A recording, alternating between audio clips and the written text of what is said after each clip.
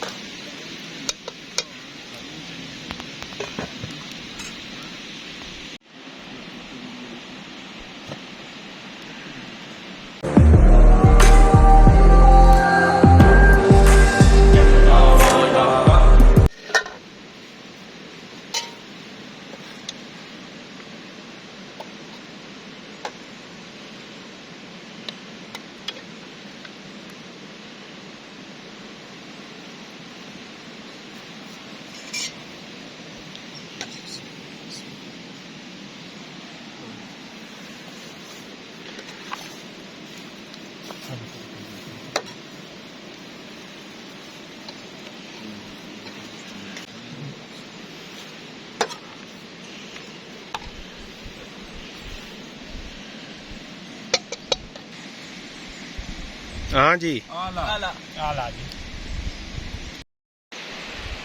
तो ये जी आज की कुकिंग की वीडियो थी जो बहुत ही मज़े की, बहुत चिल की है। टाइम तो बहुत लग गया क्योंकि यहाँ पे ठंड और हवा और फिर ये मौसम देखें, बड़ा मज़े का मौसम है। तो जुड़े रहिए, इंशाल्लाह ऐसी मज़ीद जगहों पे साथ साथ घूमते रहेंगे और मज़े मज़े की रेसिपीज़ बनाते रहेंगे। फिर मिलते हैं, अल्लाह हाफिज़।